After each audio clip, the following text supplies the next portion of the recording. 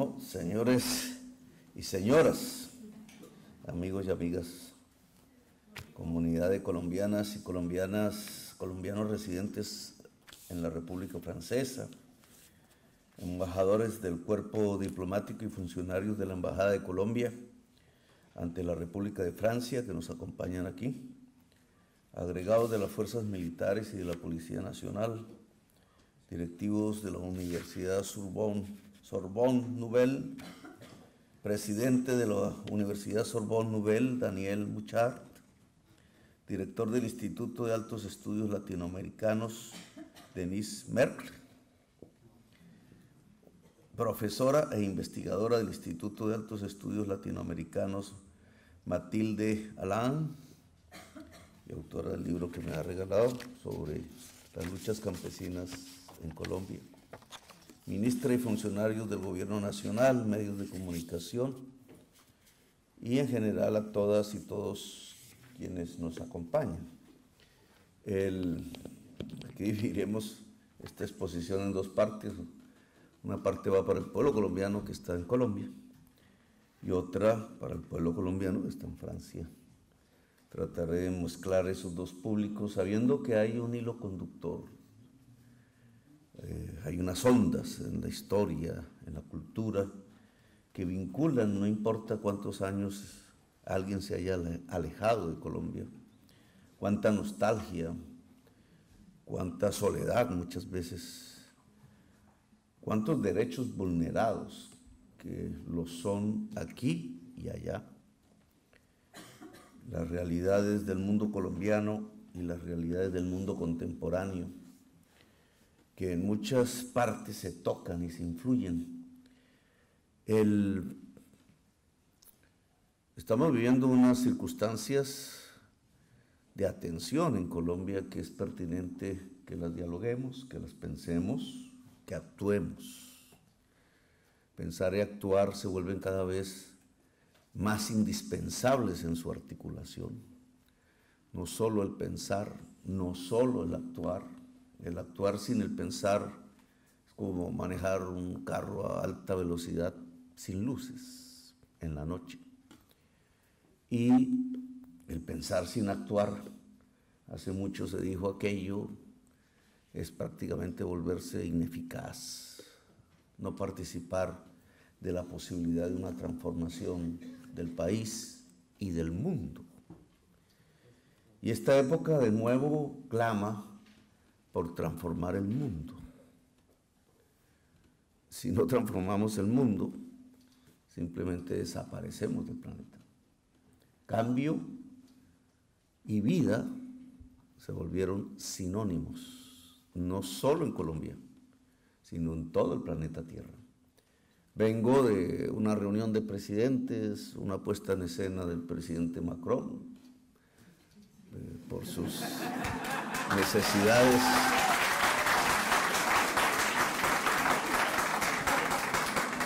políticas internas, externas, una geopolítica alrededor del problema de si la humanidad sobrevive o no. Muchísimos presidentes africanos, árabes, solo estábamos 3 países de América Latina, Cuba, Brasil y Colombia, en una discusión que no ha sido profundamente latinoamericana.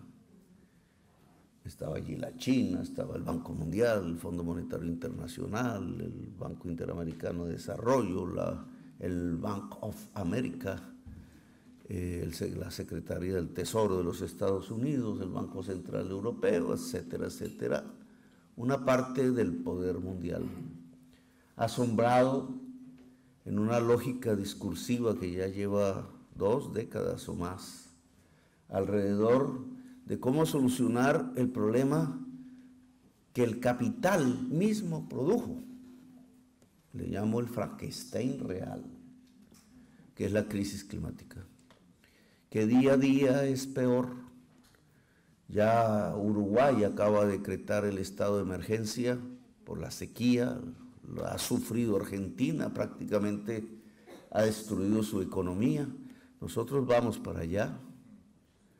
En otras partes del mundo se vive de otras maneras. Todos sabemos que la realidad de la crisis climática está aquí, avanza, se profundiza y tiene un componente potencial de destrucción de la vida que debería asombrarnos ya a miles de millones de personas, a toda la humanidad, pero que por efecto del desconocimiento, de relegar el problema, de hacer que las guerras vayan ocultando el verdadero problema de la humanidad, que los conflictos del hoy tapen el verdadero conflicto, que es el que enfrenta el capital y el afán de la ganancia con la vida misma de todos y todas nosotros, nosotras, de nuestros hijos, de nuestros nietos, de todos los pueblos del mundo, habiten en el norte, habiten en el sur.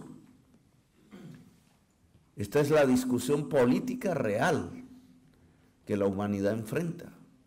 Prácticamente toda política nacional, coyuntural, cotidiana queda atravesada por estas circunstancias que van acercando al ser humano a algo que nunca antes había vivido, experimentado. No sabemos qué sucede con la humanidad cuando se acerca un momento así, porque nunca había sucedido el momento de aproximarse a la extinción como especie.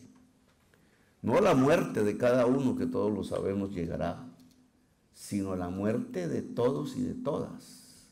Y no solamente de la especie humana, sino más allá del conjunto de la vida en el planeta. El planeta seguirá indudablemente, pero sin nosotros, sin la vida. El omnicidio le llaman. Creo que es una palabra nueva pero bien puesta. Omni, todo. Omnicidio, el asesinato de todo lo vivo. Ni el genocidio de Hitler llega a ese punto. Por eso hablar de 1933, hablar del fascismo mundial, de su ascenso, que es el reflejo de un ascenso de la irracionalidad desde el punto de vista conceptual, de la sinrazón.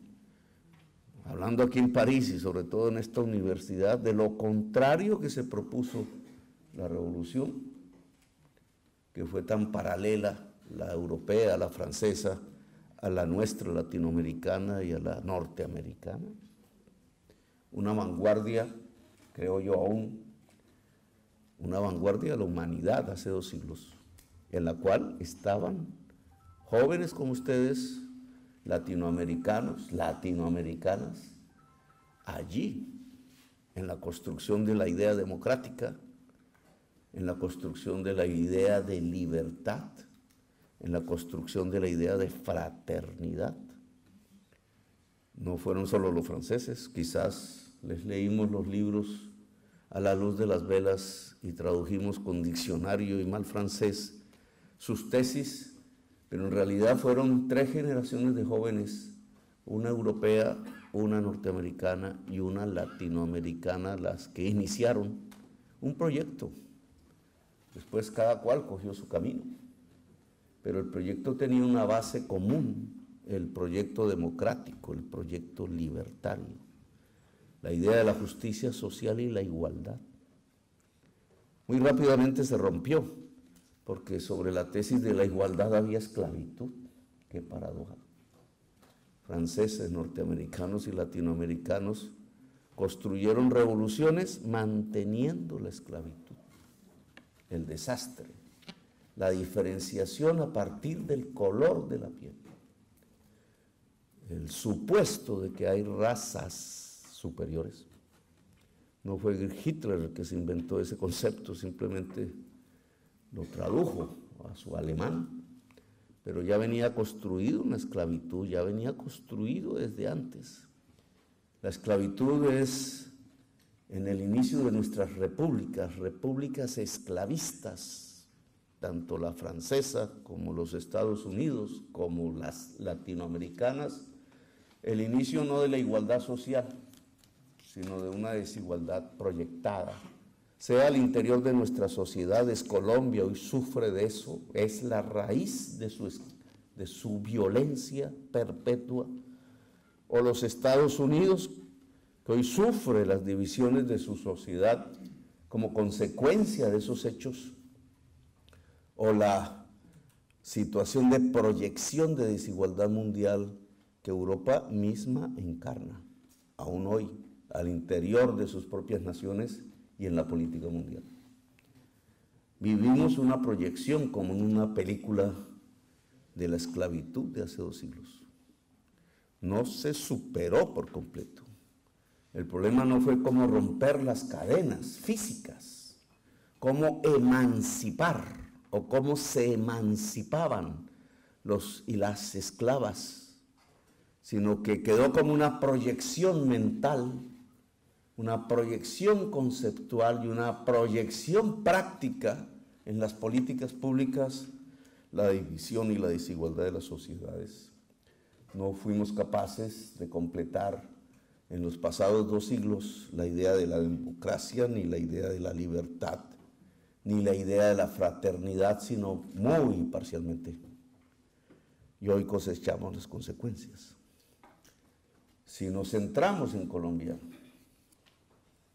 lo que está viviendo hoy el gobierno, toda colombiana y todo colombiano debe saberlo, el intento de buscar las fórmulas que permitan desconectar el gobierno del pueblo para derrocar el gobierno, en eso no podemos caer en ingenuidades, igual que en el Ecuador, o que en Bolivia, o que en Paraguay, o que en el Brasil reciente, o que en Honduras, etcétera, es el mismo camino.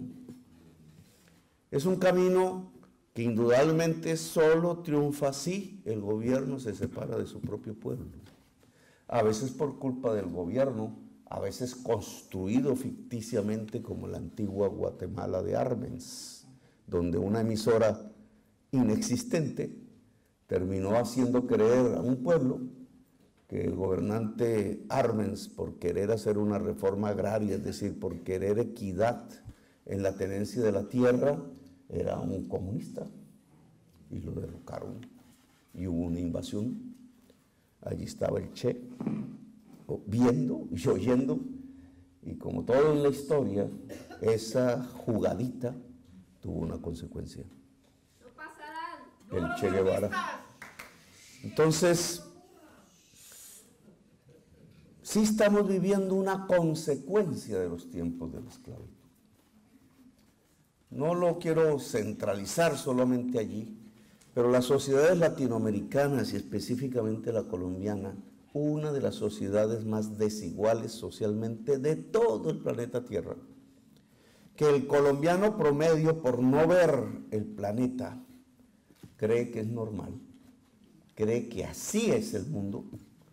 Cuando se asoma al otro mundo por alguna circunstancia, porque le tocó irse, como muchos aquí, porque se fue a estudiar, porque de pronto se encontró en algún lugar del planeta, se da cuenta que las desigualdades de allá no están en el mundo, que allá son más profundas, que son de las más profundas de toda la humanidad, que es una aberración la desigualdad que se vive en Colombia, que es ahí donde está el motor de la violencia, que el narcotráfico apareció porque había desigualdad, que las guerrillas aparecieron porque había desigualdad, que la violencia difusa de todos los días en las ciudades, en los pueblos, hasta el robo de un celular, tiene una raíz en el hecho de que existe una desigualdad social aberrante. Indudablemente sí. Partimos de la tesis, se puede discutir como en toda academia, pero esa ha sido nuestra práctica, nuestra vivencia, que la desigualdad social de Colombia produce la violencia, origina la violencia, la empodera. Entonces tendríamos que decir que la paz de Colombia solo se construye sobre la base de disminuir la desigualdad social en el país. Esa es una tesis.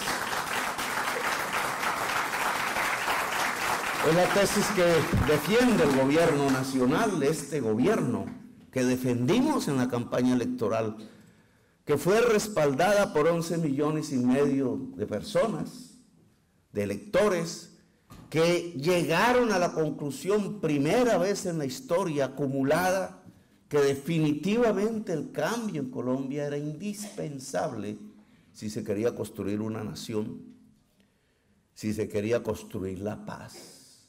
Escucharon mi voz, a veces quebrantada, a veces en la oratoria, fulgurando como una tormenta en medio de un país que no creía que podíamos ganar. Fuimos acumulando en la experiencia, desde la juventud hasta ahora, no solamente individual, sino colectivamente, los motores, las circunstancias, las esperanzas que permitieron un hecho insólito en nuestra historia, el poder ganar. Ese hecho insólito que conquista a la mayoría popular tiene una raíz. Es que decidimos decirle a Colombia que había que disminuir la desigualdad social si queríamos construir la paz. Paz y equidad social entonces son sinónimos, así como paz y desigualdad social se vuelven también sinónimos. Si queremos ser más violentos, profundicemos la desigualdad. Si queremos ser pacíficos, construyamos la justicia social, es decir, la equidad entre los colombianos. No estoy proponiendo, ni lo hicimos en campaña, la extrema igualdad. A veces se vuelve utópica, empezando porque todo ser humano es diferente del otro y tenemos que entender, y sobre todo en Colombia, la enorme riqueza que representa la diversidad humana, la diversidad cultural, el arco iris de los colores de nuestras pieles que solo expresa el arco iris de los colores de nuestras culturas. Decía Lula ahora ante Macron, en la sola selva amazónica que queremos ahora rescatar porque es un pilar climático fundamental para la existencia humana, se hablan 300 lenguas, ni en Europa. Ni en Europa. Claro, bajo la concepción vieja del esclavismo, el que lo hablen pueblos indígenas, entonces no amerita que se consideren lenguas y que se pueda expresar esa diversidad, como aquí sí se expresa, como si solo habláramos español, como si fuéramos homogéneos, invisibilizando que es una forma de dominar la diferencia. ¿Qué es el fascismo si no es más que la eliminación física de la diferencia? La eliminación, pretenden, absoluta de la diferencia. Pueblos homogéneos, iguales, uniformados. En esos desfiles donde prácticamente aparece como una máquina robótica el ser humano, es que se expresa ese criterio conceptual, mental, de creer que las sociedades homogéneas son mejores, y resulta que las sociedades diversas, en mi opinión, como es realmente la humanidad, son ricas y mejores. Esclavitud que entonces condenaba al negro y a la negra a la cadena, a sus hijos, a sus nietos por perpetuidad, no hace siglo y medio en la historia del país. No habría sino que escuchar los argumentos que defendían ese tipo de sociedad. Es que el esclavo es propiedad privada, decían.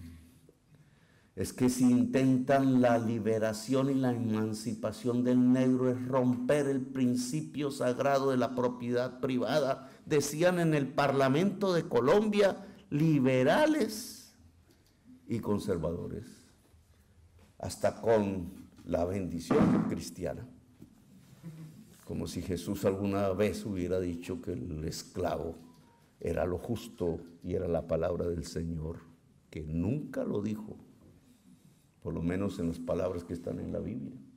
Emancipar se volvió subversivo, se armaron los ejércitos en el Cauca y en Antioquia, pasaron por Medellín para ir hacia la rebelde Bogotá de artesanos a destruir la insurrección de obreros que habían proclamado como presidente a un indígena, el último general del Ejército Libertador, el general Melo,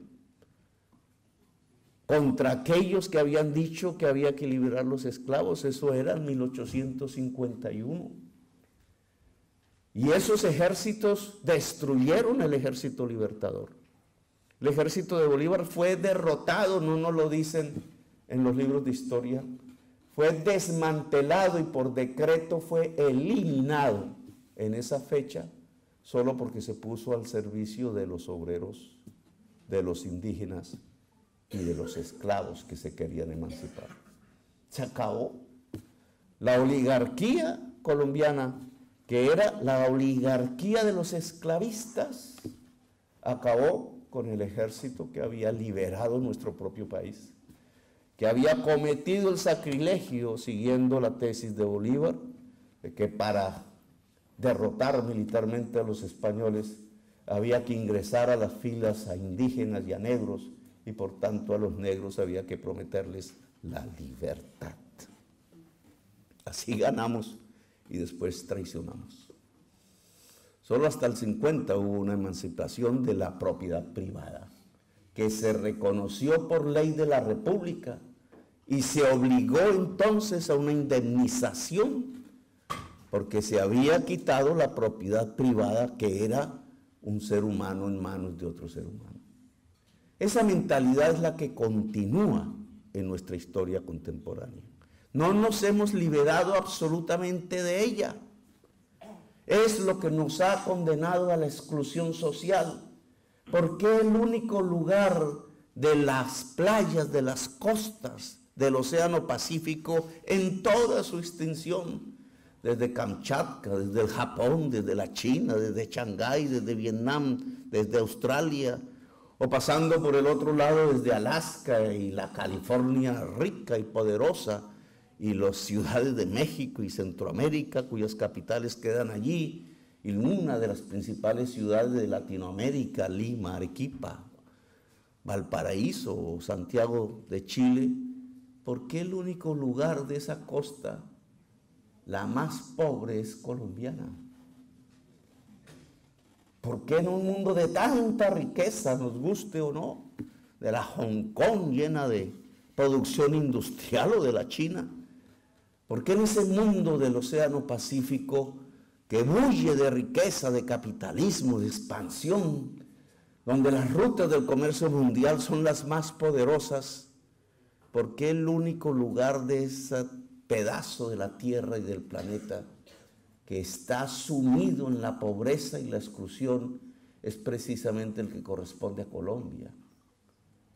Porque allí habitan los negros y las negras, los hijos y los nietos de quienes se emanciparon ellos mismos para dotarse de libertad.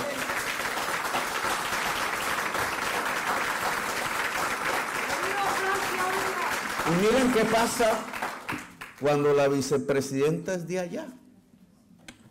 Por primera vez en la historia, desde el general Melo, que su color de piel es como allá, que es nieta de quienes habían traído la fuerza como esclavos, que es descendiente de la esclavitud, pero que pretende al lado de Petro en una campaña considerarse mayoría popular, convertirse en la vicepresidenta de la República de Colombia.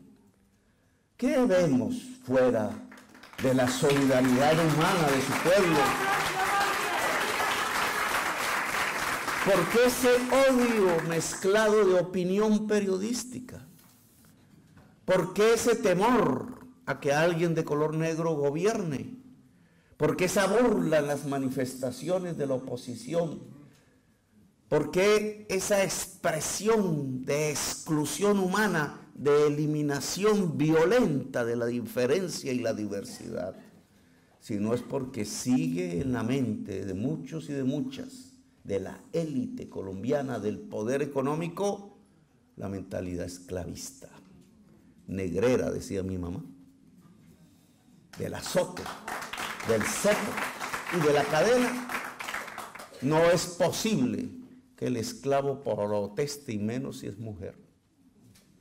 pues lo que representó la Colombia humana y el pacto histórico al ganar las elecciones y llevar a la vicepresidencia de la República una descendiente de la esclavitud fue el cambio. Es que así el país no puede progresar. Bajo esa mentalidad no quedamos condenados sino al atraso. Miremos ahora los desarrollos que ha tenido en el Congreso de la República las reformas sociales que hemos propuesto.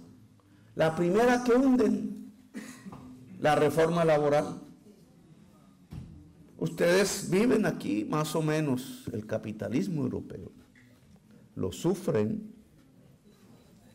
Si se es colombiano, colombiana o latinoamericano o subsahariano, no es lo mismo que si se es francés, blanco. Lo sabemos. También hay ecos de ese pasado que además compartimos. Si es que fue el general Pétion, insurrecto contra Francia, el que nos ayudó a la independencia de los insurrectos contra España. Esos ecos indudablemente están en la historia y siguen estando presentes como espectros, como fantasmas, que retornan una y otra vez a la política contemporánea de nuestros pueblos diversos. Pero lo que ha significado el hundimiento de la reforma laboral es importante analizarlo. ¿Qué pretendía el gobierno? ¿El comunismo? Si hubiéramos pretendido el comunismo, lo primero que hubiera tocado hacer era, y esa es una discusión muy interesante hacia el futuro, que los medios de producción de Colombia no le pertenecieran a los actuales propietarios de los medios de producción, que fueran comunes. Eso no ha aparecido todavía en la historia contemporánea, porque nadie pretendió que el comunismo podía existir en este momento de la humanidad. Pero dicen que somos comunistas y que estamos construyendo un comunismo en Colombia, las voces de la extrema derecha. ¿Por qué? Porque hay una persona negra de vicepresidente. Según eso, toda África debe ser comunista. ¿Por qué? Pues les parece absolutamente desleznable que personas que consideraban inferiores, sin serlo, por esa mentalidad absolutamente atrasada y anacrónica, premoderna, que se deriva de la esclavitud en Colombia, que consideraban que no era posible que una persona de esas capas, y me incluían a mí, no, era una excepción, pudiéramos gobernar a Colombia. Colombia solo era para ellos, solo era para esa élite, los descendientes de los esclavistas, los que nos han condenado a la violencia y a la desigualdad, los que se han atrevido a decirle a toda la sociedad que eso que ellos representan, que es la máxima desigualdad social y la máxima de las exclusiones y que nos ha llevado a esta violencia de generaciones, es lo normal en el mundo, y así engañan al pueblo. Que cualquier frase acerca de que se liberan los esclavos como antaño o de que podemos gozar de justicia social es populismo, es mentira, que eso no existe en el mundo, que esas luchas están perdidas, que esas luchas son falsas, que así no es lo normal de la humanidad. Por eso al presentar la reforma laboral, que no buscaba más que, si pasan las 6 horas de la tarde y se hace la noche, entonces se paguen extras. Es decir, un mayor salario que si se trabaja de día, que si llega el sábado y el domingo, los días de descanso, y se trabaja, entonces se paguen los festivos. Eso ya existía antes en Colombia, que si se entra a trabajar, entonces no te contraten por 1 mes o 2, que si eres mujer, el patrón te acosa sexualmente, sino que te contraten de manera indefinida o con unos criterios de mayor estabilidad laboral, que el contrato no es entre iguales, porque el que se emplea tiene menores condiciones económicas que el empleador y por tanto hay una desigualdad, y por tanto una necesidad de proteger derechos de la persona que es más débil, la mujer que lleva los tintos al señor de la oficina. El señor de la oficina no es igual económicamente que la señora de los tintos. El señor de la oficina puede tener riqueza, poder económico, bancos incluso, empresas. Pero la señora de los tintos tiene niños y niñas. Tiene una vida igualmente valiosa que el señor de la existencia y que una protección de la Constitución del 91, de una sociedad que se pretenda moderna, equitativa, debería proteger a la señora de los tintos del señor de la oficina, del banquero. Porque si la señora de los tintos se queda sin empleo, se mueren sus niños de hambre.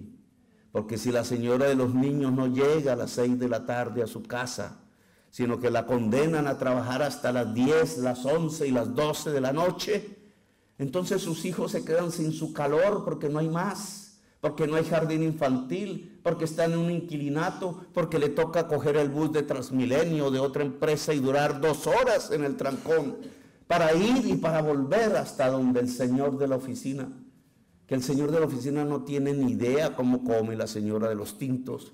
Y si pretende entonces insinuar y volver realidad en la legislación que la señora de los tintos no tiene derecho, que si trabaja el domingo no debe tener extras, que si trabaja más allá de las 8 horas no debe tener extras, que si se le da la gana porque le cayó mal, entonces la puede echar en el mes siguiente como si no fuera un ser humano, como si ni siquiera fuese un animal, como si todavía estuviésemos en los tiempos del cepo y de la cadena, en los tiempos de la esclavitud. Y juntaron el Congreso. No fueron capaces de darle un solo debate de ideas sobre por qué proteger a la señora de los tintos, a la enfermera, a la mujer trabajador, al hombre que pone ladrillos, al hombre que pone los vidrios de los edificios, al hombre que pone las palancas, a la mujer que cuida. ¿Por qué protegerlos laboralmente era un pecado en la sociedad colombiana? Que disminuye el empleo, dijeron. Nosotros tenemos desempleados el 60% de la población global que quiere participar del trabajo. 50 de ese 60% están en el rebusque. Jamás el capitalismo de Colombia ha crecido lo suficiente como si en Francia, por ejemplo, para que la mayor parte de la población sea asalariada. Nunca. Lo único que han hecho es tener salarios bajos, modificar las condiciones laborales para deteriorar cada vez las condiciones de dignidad del trabajador y de la trabajadora, cada vez menos. Si cogen uno las cifras, la parte que se llevan los trabajadores y las trabajadoras de la riqueza nacional disminuye año tras año durante las últimas décadas. Cada vez menos riqueza se lleva la gente que trabaja del producido de su propio trabajo, cada vez explotan más a la gente. Por eso hicieron las reformas laborales de la Ley 50. Por eso la tesis de Uribe, y hay que decirlo así, fue la misma que denunciaba Charles Dickens sobre la Inglaterra del siglo XIX. La Inglaterra de los chimeneas, de hollín y de carbón y de niños trabajando. La Inglaterra donde hubo que hacer la primera huelga en el mundo para que la jornada laboral no fuese de 12 horas ni de 16, sino de 10. Volver a ese mundo es lo que quieren en Colombia, cuando el capitalismo mundial sabe hoy a ciencia cierta que ese mundo no construye ganancias sostenibles ni duraderas. Una premodernidad, diría yo, creer que extendiendo la ganancia, extendiendo la jornada se hacen más ganancias, explotando más, volviendo a la época del cepo y la cadena. Aquí ya hay países con 35 horas de jornada laboral en la semana y se plantea menos. Porque la ganancia en el capitalismo contemporáneo sale de la productividad. y la productividad sale del conocimiento, la ciencia aplicada a la producción. Y no es que le gire loas al capitalismo, sino que esa ha sido su real evolución en las sociedades modernas. Allá no hay productividad, allá hay solo jornadas extendidas y bajos salarios. Allá el conocimiento es prohibido, y no por una ley, sino porque han recortado los presupuestos a la educación superior. Por eso tantos colombianos y colombianas vienen a estudiar a la Sorbonne o a las universidades del mundo, porque allá se cierran las puertas de la educación superior, y sin la educación superior y el conocimiento no hay productividad, porque la ciencia aplicada es la que mueve la máquina con mayor rapidez, y por tanto mueve la producción hacia arriba, y por tanto crece la ganancia sobre la base de la productividad y no de la extensión de la jornada. Pero todo esto es carreta, si se dice en Colombia. Cualquiera que vaya a decir es que así es en Francia o en Alemania o en Japón, es considerado un loco, un comunista, un populista, porque a través de los medios de comunicación lo que se va transmitiendo son las ideas del esclavista. Porque los esclavistas herederos son los dueños de los medios de comunicación. Por eso convocaron a las marchas.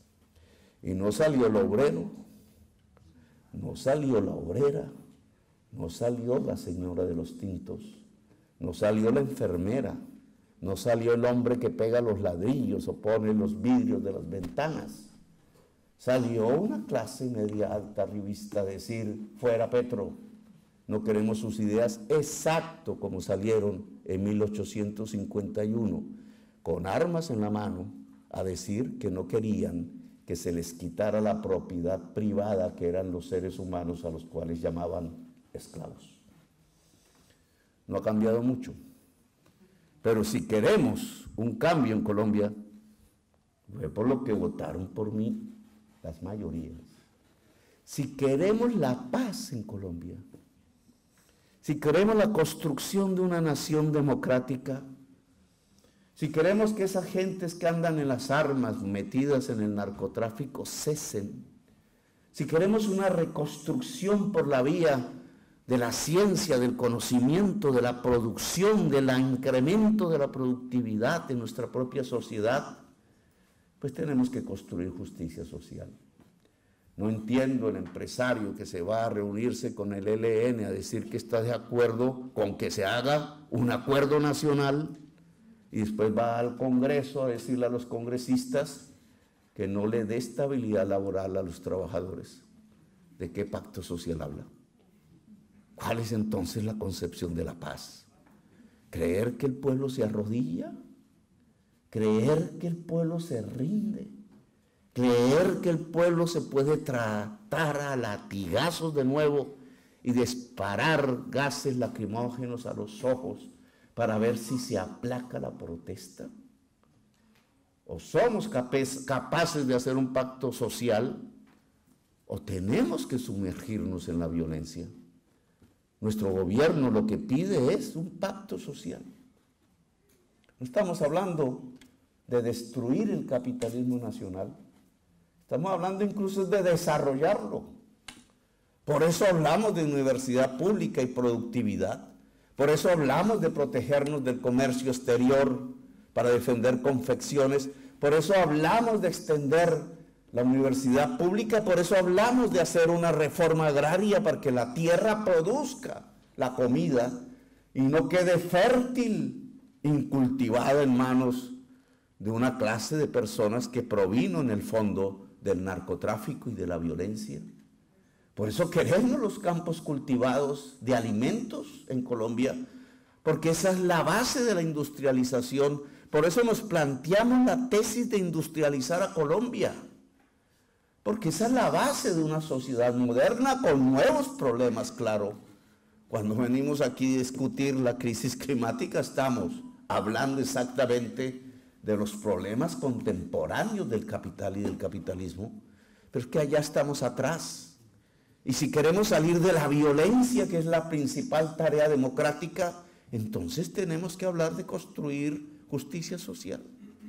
No se puede hablar de paz en un lado ante unos guerrilleros, esperando que dejen las armas, y después ir a hablar ante unos congresistas a pedir que le den latigazos al pueblo trabajador.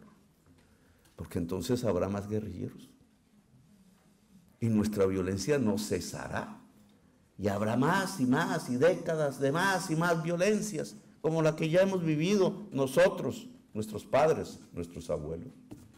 Porque nos hemos vuelto incapaces de construir otro camino, que es el de la justicia social. Que para un dueño de capital es más poderoso que el camino de la sobreexplotación. Hacerle entender que ganaría mucho más si el conjunto de la sociedad es más rica, como sucede en Francia, como sucede en Alemania o los Estados Unidos. Entre más rica la sociedad, más poderoso el empresario.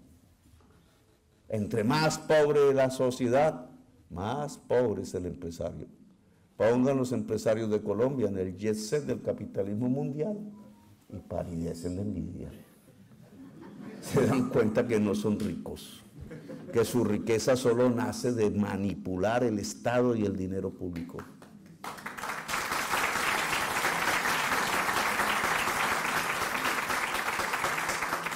Desarrollar el capitalismo a través de un pacto social. Eso fue lo que propuso Europa después de Hitler.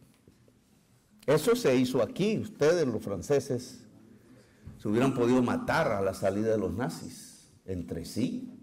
Guerrilleros franceses, que los había ahí por montones.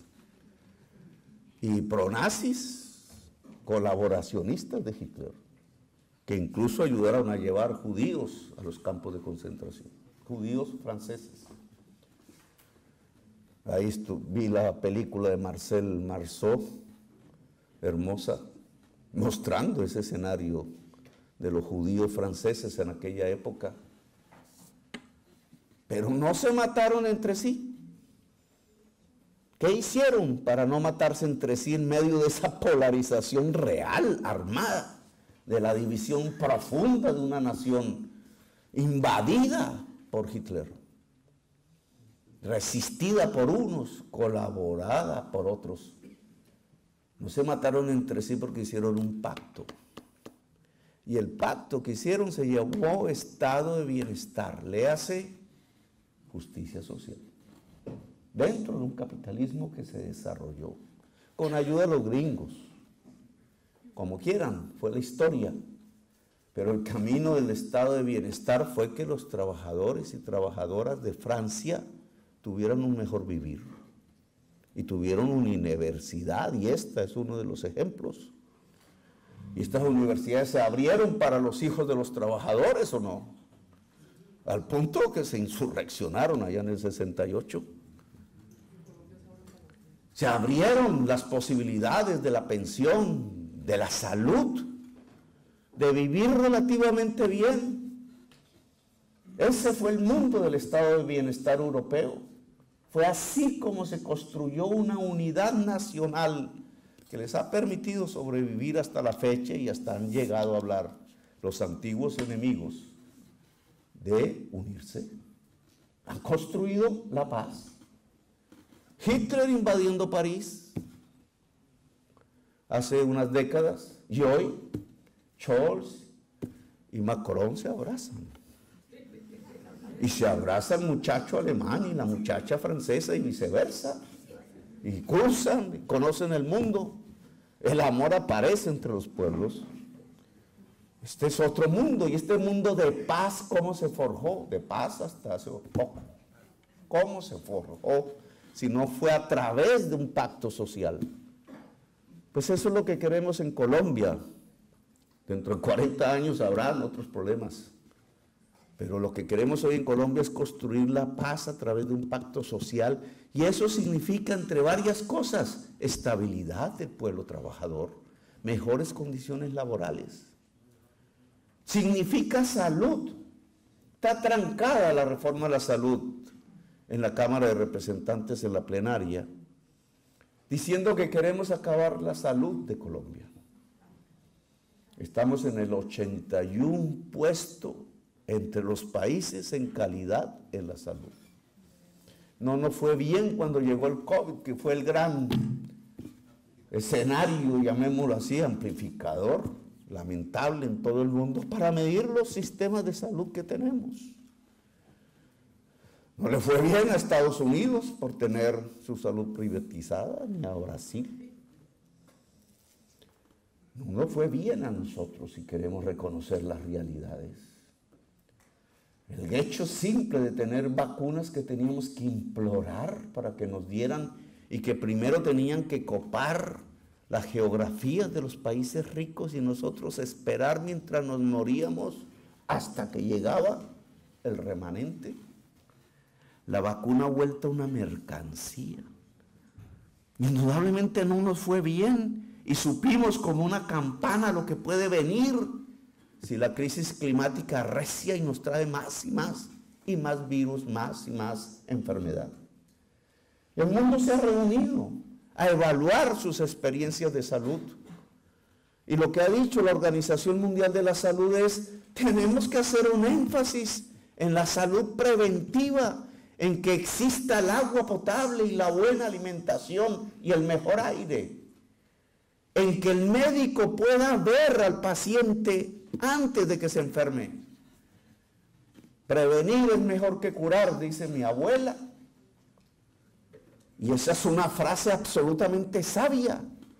Prevenir significa llevar los médicos donde están los campesinos, las médicas, donde está la niñez indígena, allá en Chocó, allá en el territorio alejado, en los barrios populares de Bogotá, donde se incuba la enfermedad y se puede detectar antes de que sea mortal.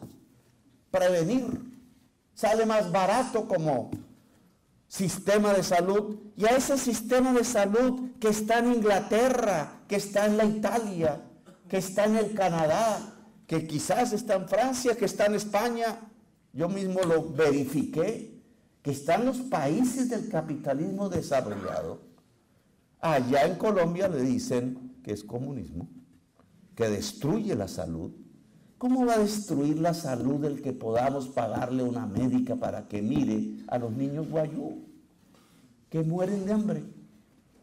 De hambre no por la comida física y sólida, sino por la mala calidad del agua.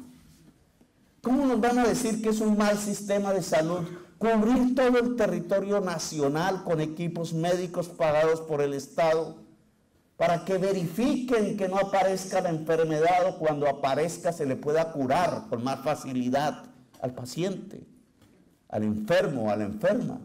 ¿Cómo nos pueden decir que es un mal sistema de salud evitar que el dinero público, que es de todas y todos los colombianos, llegue a fortalecer el hospital y el puesto de salud y no se quede en manos de un personaje que lo dedica a comprar aviones particulares para comer con sus novias en Miami?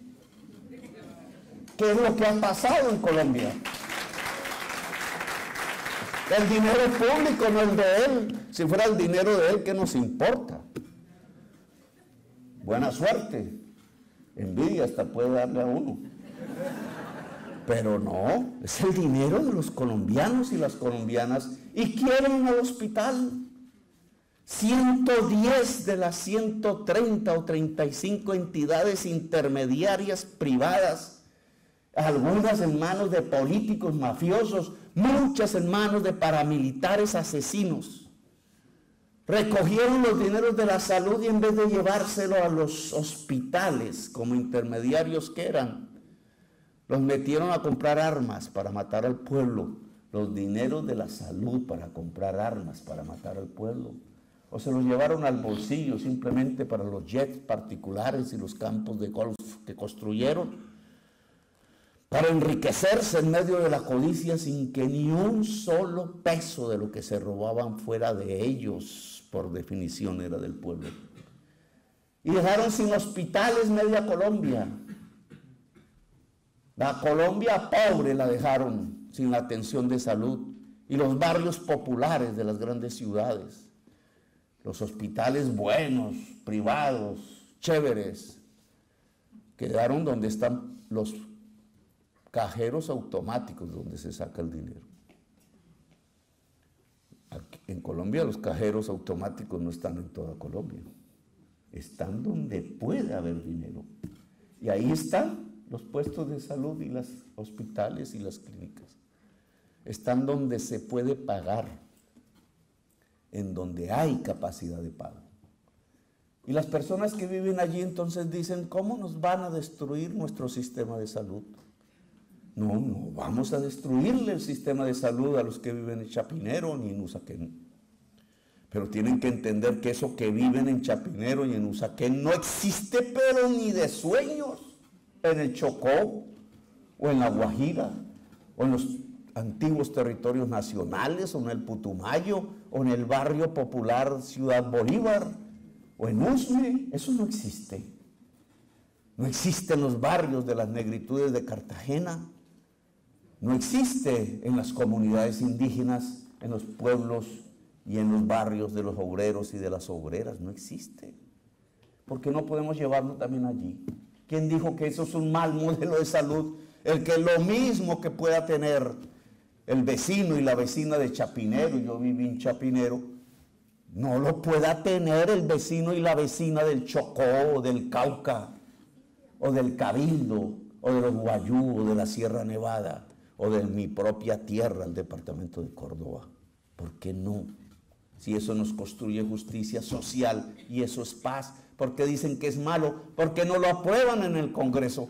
¿Por qué le da tanto al congresista votar? Porque la señora de los tintos tenga estabilidad laboral, o porque un médico o una médica pueda llegar a donde está el campesino o la campesina de los Montes de María en Sucre. ¿Por qué? Porque el campesino de los Montes de María y la señora de los tintos no puede financiar su campaña. Porque cree que su labor de parlamentario no es atender el interés de los hijos de las señoras de los tintos, sino que solo su actividad parlamentaria debe escuchar la voz del dueño de los bancos, que es el mismo dueño de los medios de comunicación.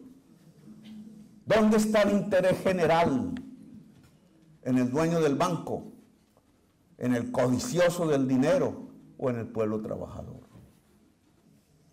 Yo les diría al Congreso de Colombia, si quiere de verdad construir la paz de Colombia, debe ponerle primera atención al pueblo trabajador de Colombia. ¿Y qué decir de las pensiones? Y finalizo un poquito con eso. Aquí ustedes ven el sistema pensional. Millones de trabajadores franceses y trabajadoras saliendo a las calles porque les van a elevar su edad para pensionarse. Buen debate en la Europa capitalista. La productividad les permite discutir si el fruto de la productividad se va en las ganancias de los empresarios, los hombres más ricos del mundo, o se va en el tiempo libre del pueblo que ha trabajado. No me puedo meter en la política interna de Francia, embajador, entonces esa discusión que es social, que es una lucha social y que será de toda Europa, traducida a Colombia, es que no es si se eleva la edad o no, de una productividad que en Colombia no existe, sino si una persona se puede pensionar o no. 3 millones de ancianos y ancianas, adultos mayores, dice la política hablada correctamente, 3 millones no tienen ni para un pan. Y sale en la tesis, en las estadísticas del DANE, que en los últimos 3 años, hasta el año pasado, se ha incrementado el número de viejas y de viejos que mueren por hambre, a una tasa que para su población es similar a la tasa de homicidios de Colombia. Es decir, que es más violento la muerte por hambre del viejo y de la vieja que la violencia colombiana. Mata más el hambre. ¿Y qué sociedad puede decirse a sí misma que es digna si deja morir a quienes dieron toda su existencia teniendo hijos, educándoles? Todas esas mujeres que se sacrificaron en una estufa de carbón, como en aquellas épocas, cocinando el desayuno para que sus hijos fueran a estudiar, y pasa la vida con todas sus circunstancias y termina en la calle muriéndose de hambre, porque la sociedad no fue capaz de crear los mecanismos que le dieran una pensión. Colombia es famosa no solo por Pablo Escobar, que ya deberían anular ese tipo de proyecciones en la televisión que no hablan de nosotros.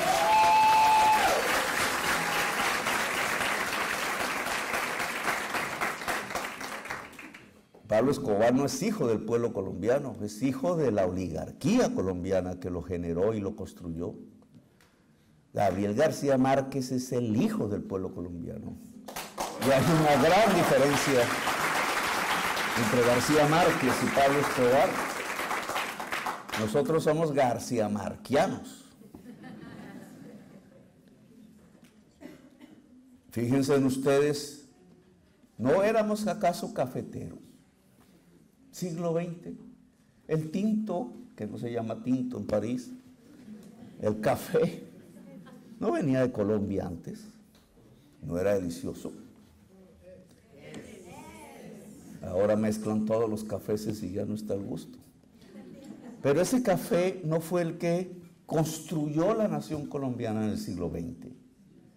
Con los dineros de ese café que producían centenares de miles de campesinos pequeños y medianos en las zonas cafeteras del país, no fue que se pagó los salarios de los congresistas durante todo el siglo XX, no fue que se financió el Estado, no fue el que trajo las divisas, con él no fue que construimos la flota mercante gran colombiana que se tiraron, la regalaron, con él no fue que se construyó el banco cafetero que se lo robaron. Con él no fue que se construyó buena parte de la institucionalidad, incluso la violencia y la paz de Colombia en el Frente Nacional. ¿Quiénes trabajaron durante todo el siglo XX entregándole miles de millones de dólares a la sociedad colombiana y al Estado todos los años durante el siglo XX? Muéstrenme en un solo pensionado. No hay un solo pensionado campesino cafetero. Lo entregaron todo. Le dieron la riqueza a Colombia, hasta las marcas. Muchos vividores vivieron de ese cafetero y se volvieron riquísimos. Pero no hay un campesino que haya sido pensionado. Hoy viejos se mueren de hambre. Están entre los que se mueren de hambre. Y el gobierno propone un proyecto de reforma que cambia la codicia, que le dice a los señores propietarios de los fondos privados de pensiones, que son los propietarios de los bancos, que son los propietarios de los medios de comunicación, que hagamos un pacto diferente, que si se disminuye un tanto la ganancia del banquero, un tanto, podemos entregarle a millones de viejos y viejas un bono pensional con el cual poder vivir con una dignidad que no han tenido, un plato de sopa caliente y una cama blanda y un hogar, porque cuando el viejo llega con un dinero a la casa, entonces ahí sí lo miran con amor y se acaba la tristeza, porque el afecto en los últimos años de la vida tiene que ser muy importante. Y por eso es que tantos viejos y viejas de nuestra patria se mueren de tristeza en los parques de nuestros municipios, abandonados ya por la juventud, porque ahí no hay nada que hacer. Y eso entonces es malo. Eso se llama comunismo. ¿Cuál aquí pudiéramos decir en esta sociedad europea deja al viejo y a la vieja en la calle desamparado? Son minoría. Nosotros dejamos a la mayoría en la calle.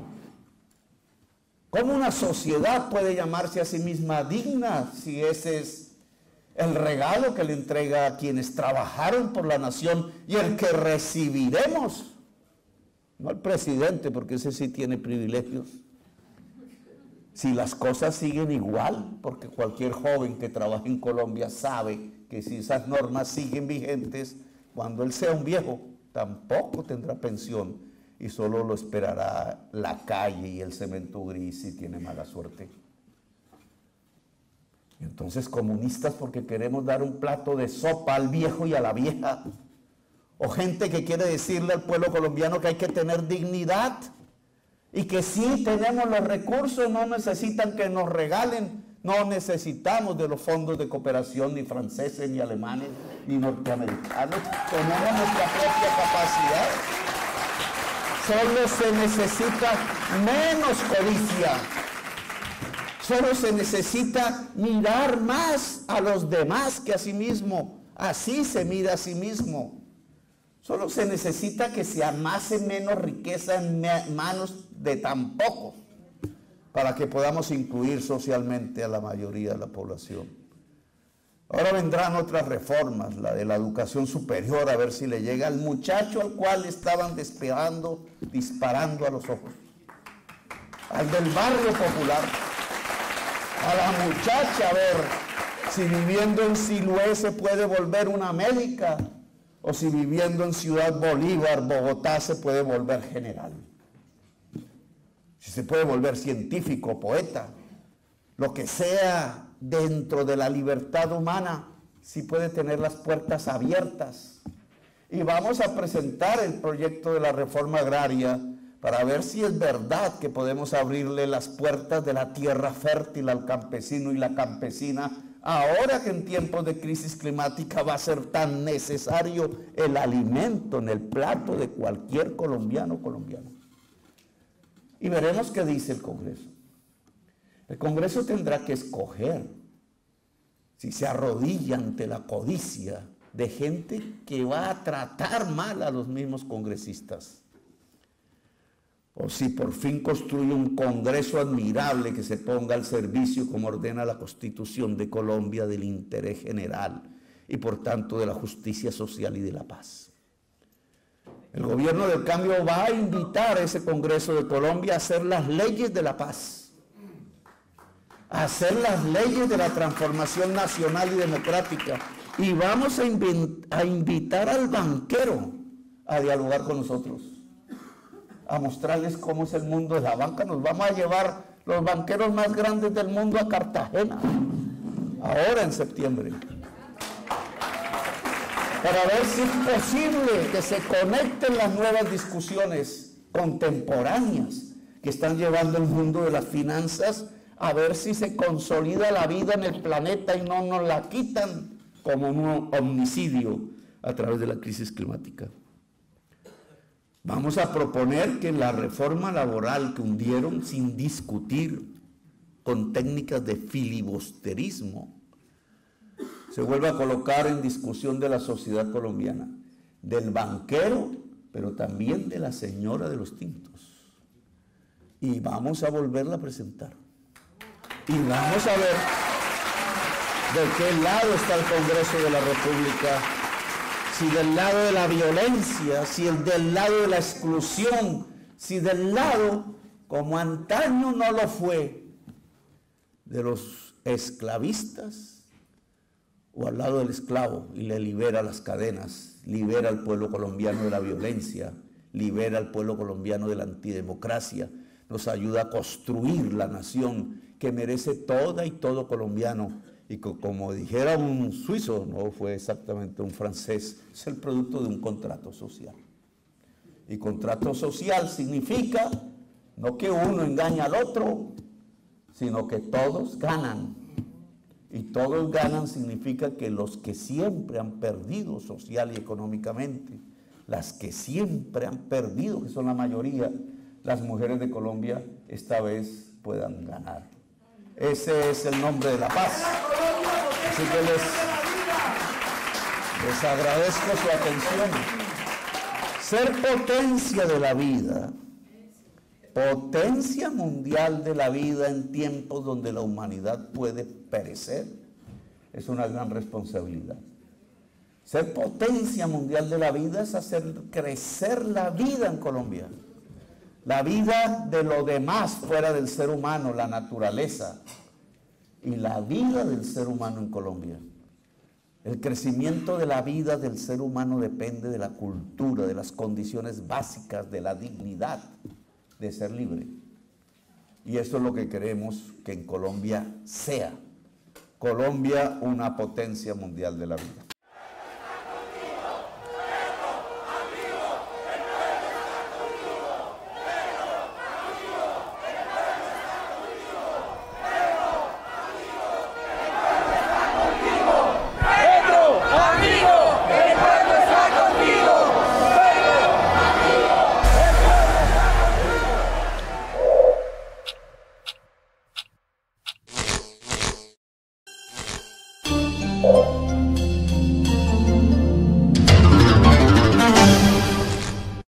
Si te gustó escuchar este artículo, suscríbete a nuestro canal, 90 Segundos Noticias.